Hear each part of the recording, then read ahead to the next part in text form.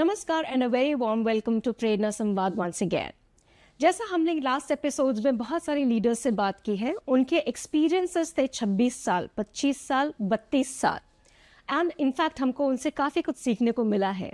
But जिनसे आज हम बात करने वाले हैं वो खुद ही उस एज ग्रुप में है, 25-26। So let me not speak much about her and ask her to introduce herself to you.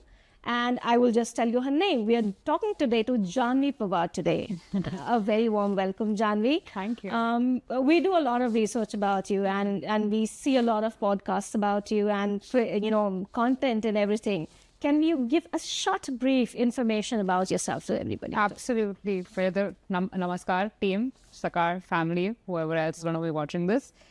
My name is Janvi Pawar. I am a director at Sakar Media Group. It's been about 2.5 years full time. What I'm interested in is global expansion as well as creating backend with AI systems and looking at new concepts, events, campaigns, basically anything that is creative and that I find interesting enough to take forward while also having a very strong future-ready, resilient system for the corporate world. Great. So, a question that I'm going to ask is very kind of tricky, but it will give us an idea about how do you live your daily life. Sure. So, being with the Abhijit Pawar family, so how does it feel being Janvi Pawar? How does it feel? Yes, because I'm going to list my second question to that. That is why. Wow. Being Janvi Pawar, I mean, this is the only life I've lived, so it's hard to compare what other person can I compare to. But I think for the most part, it's an interesting life. Mm-hmm. I get to meet very interesting people. Absolutely. I get to explore and travel, which I'm very grateful for. Mm-hmm. I get to have a platform that I'm able to create impact through. And the kind of upbringing, privilege that I've had, I really want to ensure that none of that goes to waste and that I'm able to create the sort of value system that my parents inculcated in me. Mm-hmm. So I feel that being Janvi Pawar is sometimes a little bit of pressure. I know. But for the most part, a lot of fun. But I think, the kind of projects that she has taken up, when we search about her, I can understand that you are a responsible girl also. Thank you. Absolutely, right? So growing around media and leadership, I will say that the leadership is your family. So how do you probably, use that to shape your future for yourself? Right. I think when I look at myself as a next generation, Mm-hmm. especially as a third generation, right, there's multiple ways of looking at this. There's an old saying that says, the first generation builds, the second generation expands, and the third generation tanks it all up. So as a third generation, I definitely keep that in mind that, this is often the make or break generation Mm-hmm. that I really have to overcome and ensure that the systems in place, the people in place, there's constant growth everywhere and not a decline at all. True. Having said that, the sort of leadership that I was exposed to, especially with the family, Mm-hmm. we're all such different people. Mm-hmm. So even the way my father leads or the way my grandfather leads or the way my mother leads are three very different ways of looking at leadership and people and having a vision of things. Mm-hmm. So with my grandfather, who I feel is a very meticulous personality, Mm-hmm.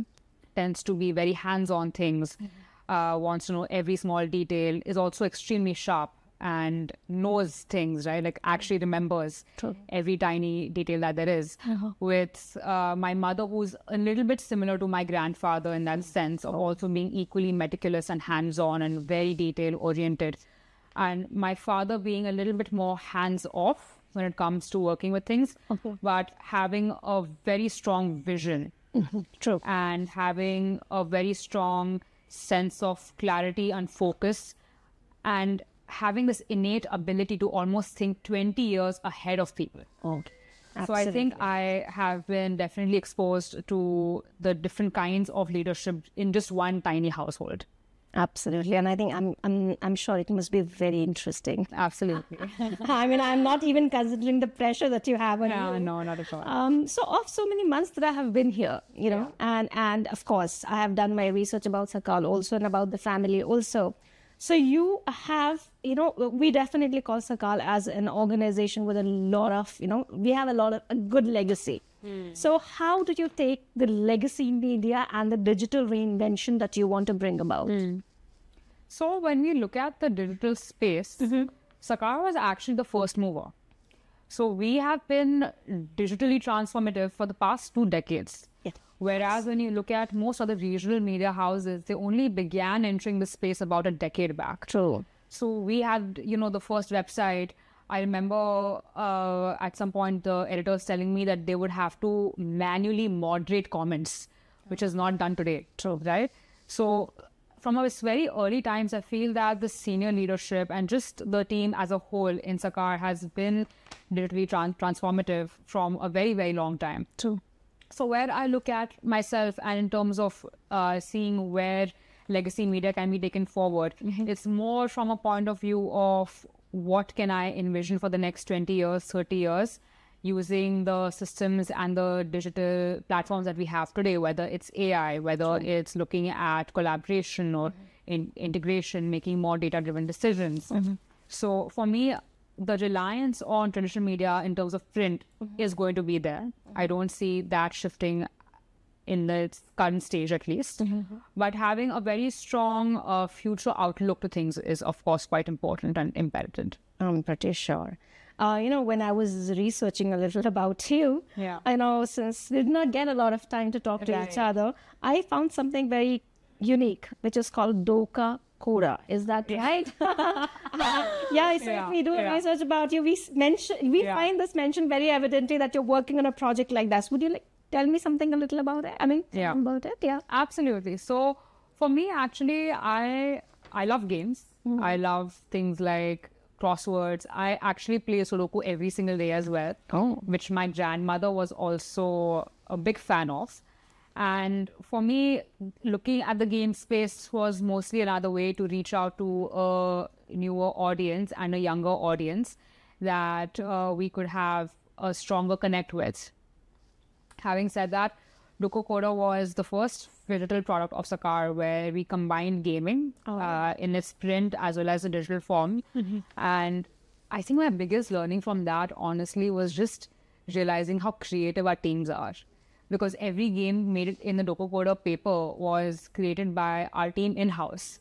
And looking at every single game, every week or every fortnight, done in such a creative manner was just astounding. I mean, the sort of creativity that we have, that was my first step to knowing that, wow, this is the potential that our teammates really do have.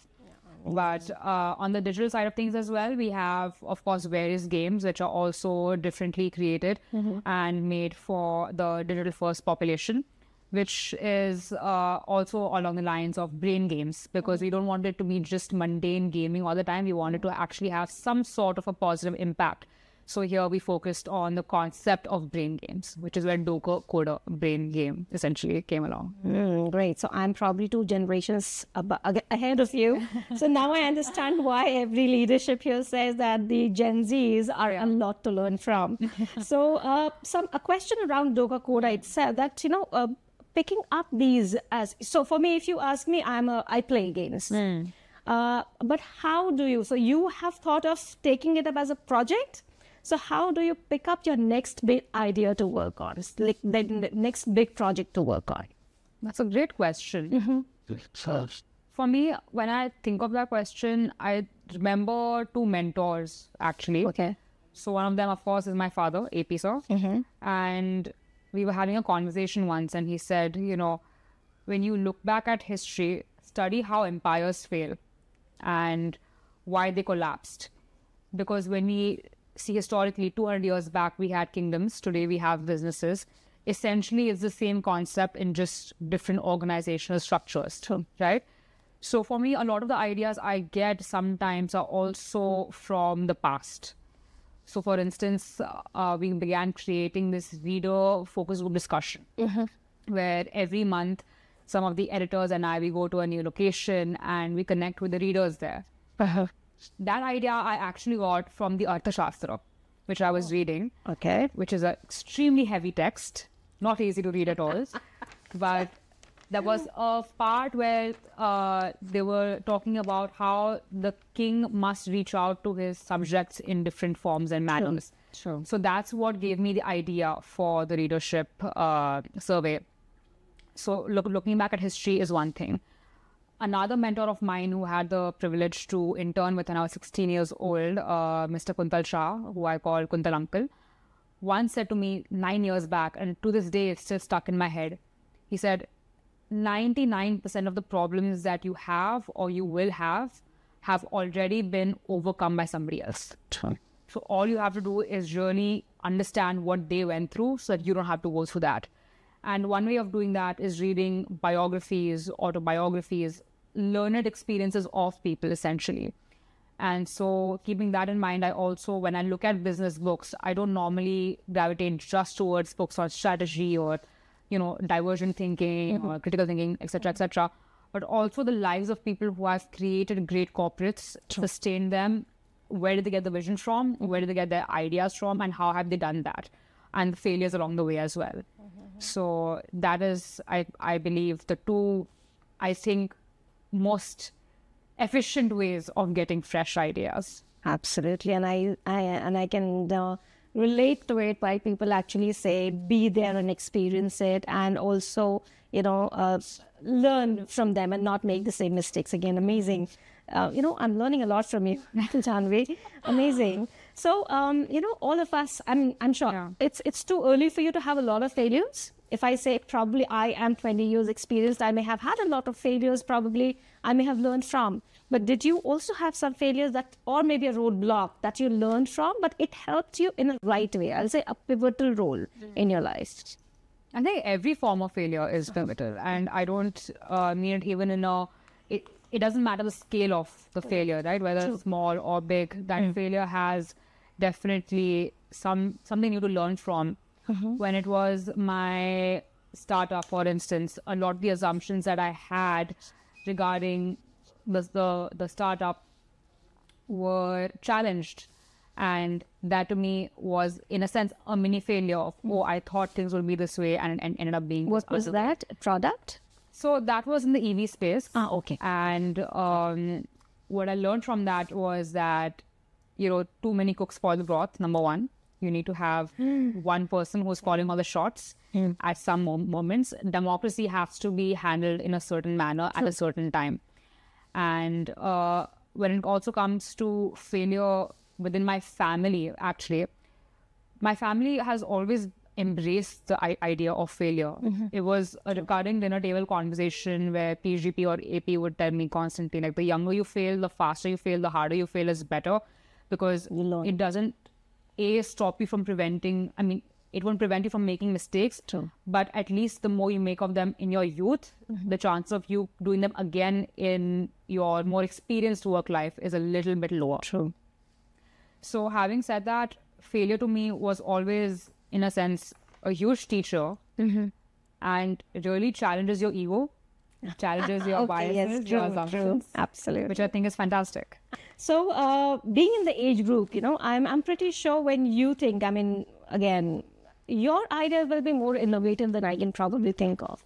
Then how do you ensure that all the ideas that you take are more fresh and are like future ready? How do you decide that?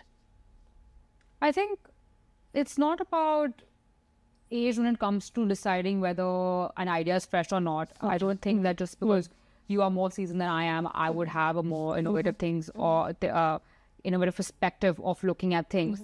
But I do feel that when an idea is done time and time again, that to me is not fresh. So if we have a similar concept that's been running for 20 years, how do we now revamp that? So it doesn't necessarily have to be a fresh idea from scratch. It can also be an idea that's been in existence, but now you're building up on it and you're revamping that. Having said that, I don't think I want to essentially be just the lone person who's coming up with fresh ideas. I think it's very important to have teams, whether it's young freshers or seasoned players, who have the space and the ability and the creativity to really come up with their own ideas, whether it's for events or content or offline campaigns or online campaigns or whatever it really is. And I think giving that space is very important. So I think one of the best ways to come up with fresh ideas is making sure that there's space in your team that has the confidence, the security, the comfort to come up with ideas, but also that there is constant exposure to what's happening in the outside world, regardless of what industry it is, because you can often pick up an idea from another industry and apply it over here. True. So I think having that exposure or just a touch base on things is extremely important. True. So probably my next question is somewhat around this. You are getting a lot of I'll say varied teams to work with. Right. And you said that one of your values is that you actually would want to be with people and experience things. How do you ensure that everybody that you meet, or maybe everybody who has a challenge or an idea, that person is actually heard? So how do you give him that space? Asking endless questions. Yeah, and it helps? I ask endless questions. Yeah, for sure. I think often when we come up with ideas, right, it's often spur in the moment, and it seems good for that particular time frame. But then the more you start thinking about it and you start to develop it, there needs to be a person who's asking continuous questions of, okay, how would this work? I don't like saying no to ideas from day one. I don't think I've done that so far in my career. And I don't think I ever will. And what I like to do is ask questions as to how can we take this forward and really frame this. So having that open space really helps, regardless of whether it's an intern or whether it's somebody who's worked in Sakar for 30 odd years. Having that open space, having that comfort, knowing that my cabin door is always open and that my phone is always going to be at some point answerable, because I don't answer back calls very easily. But I will at some point. But that is very important to me, for sure. Right. And another thing is that you've grown up with the leadership team. I mean, that's for sure. And I'm pretty sure that Sir and Ma'am may have given you a lot of, kind of suggestions. You should do this or you should do that. So I'll say not really textbook, but do you think that probably the leadership is more of a, experience learning than just a textbook or a teaching lesson? So I actually never got that many suggestions from the family ever, because what they very strongly believe in is autonomy, where I would come up with my own things. There were often projects and ideas that I would go to my father with and say, okay, I'm thinking of doing this and doing that. And I think at the back of his mind, he knew that this is not going to work out. But still giving me that clearance and that freedom to explore, fail, try again, get back up was the most important thing. So for me, in terms of being nudged in a certain direction, that happened in certain ways of, okay, this is the vision that we need to have, and we need to ensure that we're positively transforming society and that there's a certain moral value system in place. True. But when it came to hard suggestions of carrying out certain either content or events or ideas, that wasn't really there. Great. So you've also been hearing about Young Talent Platform that we have, right? You're also an active member of it. Now we're going to start that very soon. Maybe mid is when we are planning to do that. Yeah. So I have my own plans, from the L&D perspective. Now, what are the other, additional skills? Or rather, I wouldn't say other, because you already do not know about it.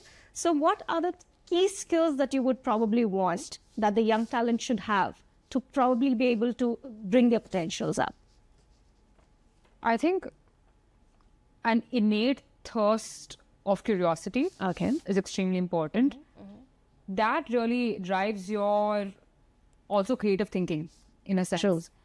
And proactiveness, I would say. Taking and exploiting every single opportunity that you have at Sakar, whether it's the courses, whether it's the trainings, whether it's being on new projects, meeting people, networking. You really have to exploit every single opportunity that you get, because in an organization as old and as big and as driven as Sakar is, that is what I would do if I were at that position and at that level. Exploit every single opportunity on hand, learn as much as possible, connect with people, talk to people, ask endless questions. I think that's the way about going things, and that's what I do in my current role as well. So I think that's what I would say. So that gives me additional modules to my Young Talent Platform. I will have to add these up there. Yeah. So thank you so much for that. Now, since you're working so much around the traditional media and, and the Futurity workshop, the entire workforce, what will be your final concluding mantra to the people at Sagar? My final concluding mantra. Wow. This is another great question that you asked me there. When I had just joined the business 2 years back, I had some people come up to me and tell me, wow, it's such a honor and a privilege that the third generation of Pawars is here. In reality, that honor is actually mine. The fact that there's people in the system that have worked for so long, there's generations of families who have worked with not just my family, but other families here as well, that allows me to be the third generation. So the honor is actually mine. And for me, working in Sakar is such a privilege. The kind of people that work here, I see them every single day, the creativity, the skills. I have a lot of confidence, which is why I'm also working in the company still, right? So for me, I'm very proud of the team that we have, regardless of location, regardless of department. Very proud of the sort of effort that gets in and gets put in. What I would like a stronger focus on is, of course, using data and AI and these newer systems, being open to it at least, and embracing the change that is about to come. Because all those tools will only help you achieve your goals and your career dreams and ensure that your daily productivity is as high as possible and that you go home every single day feeling that, wow, I really contributed to the business and I feel great about myself. And that I would say is my biggest take home. Wow, great, amazing. So you know what, to sum up the entire conversation, Janvi, I haven't seen too many, you're definitely a Gen Z, so I have not seen too many Gen Zs so focused in what they want to do. And the most important things that I feel is that you know exactly what you're going to do. You're not afraid of failing. And the highlight for me was that you would probably want to go out and see exactly what's happening rather than sitting here and assuming about things. That's a wonderful skill to have. And I wish to see you forever here, as long as I'm sure you're there. And I am probably able to see you as an emerging leader and a wonderful leader in some years. So thank you so much for joining us, and thank you so much for giving time from your busy schedule to talk to us. Of course, happy to be here. Thank you for doing this. Thank you so much. Yeah. Thank you so much. So everybody, she's Janvi Pawar, and this was the 4th episode of Prerna Samvad. जैसा मैंने आपको पहले बताया था, please stay tuned to the space for more, क्योंकि यहाँ हम और भी कई लीडर से बात करेंगे जिनके साथ हम शेयर करेंगे उनके बेस्ट प्रैक्टिसेस, कैसा उनका जर्नी रहा है from almost no resources to what they have today. Thank you so much. Namaskar.